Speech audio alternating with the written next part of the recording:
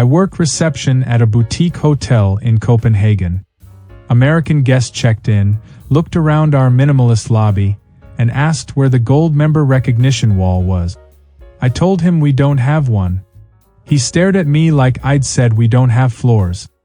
But I'm platinum status. I explained our hotel doesn't do status tiers. He pulled out his phone, showed me his Marriott app. See? Platinum. That means upgrades. I told him we're independent, not Marriott. He said, yeah, but the principle is universal. It isn't. He asked if we'd at least announce his status at breakfast. We serve breakfast buffet style. There's no announcements. He looked genuinely hurt. So nobody knows I'm platinum? Correct. Nobody knows. The thing about status-obsessed travelers is they genuinely believe recognition follows them everywhere. I've watched Americans explain their memberships to cafes, to taxi drivers, to museums, as if elite status is a personality trait that transcends borders. Last month, American woman asked our Prague tram ticket inspector if she could use her airline miles. He thought she was joking. She wasn't. She'd called them universal travel currency and seemed shocked Czech public transport didn't accept Delta points. But nothing compared to the guy in Oslo who tried to skip our grocery store line by showing his Amazon Prime card. Our Tokyo train station doesn't have first class on local lines. American businessman asked where the business class car was. I explained we don't have one on this route. He showed me his Amex Platinum. This gets me access. I told him it's a credit card, not a train ticket. He insisted American Express has lounge partnerships globally. True, but not with commuter trains. He asked to speak with station management. My supervisor came. He also doesn't speak much English. The American kept pointing at his card, then at the train, making connecting gestures. My supervisor thought he wanted to pay for a ticket with it, which he could, but he wanted an upgrade that doesn't exist. He missed 3 trains explaining his membership benefit.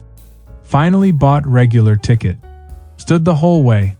Left review saying Japan's transit doesn't respect international business travelers. We have 30 million daily riders. We're fine. I manage a coffee shop in Amsterdam. American came in, ordered cappuccino, then asked where the mobile order pickup area was.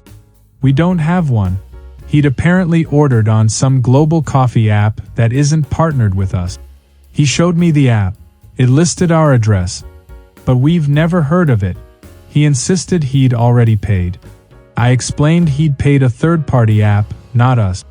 He said that's not how it works. I order on the app, you make it, I pick it up. That's the system. I told him there's no system between us and that app. He demanded we honor it since it has our location. I explained anyone can list any address on an app. He asked for corporate contact. We're independent, no corporate. He said every coffee shop has corporate. I pointed at our family photos on the wall. This is my uncle's shop. He squinted at the photos, then back at his app, genuinely confused how a business could exist without an app infrastructure. He eventually ordered again and paid us directly, but kept muttering about system failures and verification processes. Left carrying 2 identical cappuccinos because he couldn't get refund on the app one. Our gym in Stockholm requires membership enrollment in person. American tourist came in with hotel day pass, started working out, then asked front desk where to scan his home gym membership for reciprocal access. We don't have reciprocal agreement. He explained his American gym has worldwide access. I checked our system. We're not partners. He pulled up his gym's website showing Global Access Network. We weren't listed. He zoomed in on Europe. Found 3 gyms in 3 countries. None in Sweden. He insisted the principle meant he should get access. I pay for international membership. I explained that's between him and his gym. He asked our manager. Same answer. He tried calling his American gym. They confirmed no partnership. He asked them to call us and arrange one right now. They said that's not how partnerships work. He asked me to speak with them. I did. They apologized to me, not him. He worked out anyway, assuming his explanation was sufficient. We charged his hotel room. He disputed it. Hotel sided with us. He left review saying Swedish gyms don't understand fitness culture. We have highest gym membership rate in Europe. We understand fine. I work at a restaurant in Berlin. American couple arrived, no reservation. We're fully booked. He asked how long the wait was. I said we can't seat walk-ins tonight. He pulled out hotel concierge card. We're staying at the Herzog. I know. It's nearby. Doesn't change our reservations. He said their concierge recommended us. That's nice. Still fully booked. He asked if we have priority seating for hotel guests. We don't. He seemed baffled. But we're staying at a 5-star hotel. I congratulated him. He asked to speak with owner. Owner came out, said same thing in German accented English. American asked if owner understood the partnership opportunity he was missing. Owner stared at him. Partnership with what? The hotel. Owner said hotel sends people here all the time. We appreciate it. Doesn't mean reserved tables. American suggested we create a system. Owner said we have a system. Reservations. Make one next time. American asked what the point of luxury hotel concierge was then. Owner said probably to recommend restaurants. Which they did. Successfully. American stood there holding his phone like it was malfunctioning. His wife finally pulled him away. He turned back and shouted, "You're losing business. We had 60 reservations that night. Lost nothing. Our museum in Barcelona has timed entry tickets. American family showed up hour late for their slot. I explained they missed their entry time. Father said they're on vacation, time is flexible. I said our ticketing system isn't. He asked what difference an hour makes. I gestured at the 200 people currently inside under capacity limit. He asked if we could just squeeze them in. No. Fire code and conservation requirement. He said American museums don't have these restrictions. I told him this building is from 15th century. Different rules. He asked to buy new tickets for current time. Sold out rest of day. He exploded. Asked who's in charge of this disaster. I said Spanish Cultural Ministry and Barcelona City Council. He demanded refund. I explained no-show policy on website. He claimed he didn't no-show, he's right here. Hour late, which counts as no-show. He threatened to report us. To whom, I wondered. He didn't know. Just the authorities. I am the authorities. Security removed them. He filmed it, yelling about discrimination. Against what? Against people who don't speak Spanish. His tickets were in English. Confirmation email was English. Website has English option. He was just late. Last I saw, he was across the street filming the building, narrating about European tourism scams.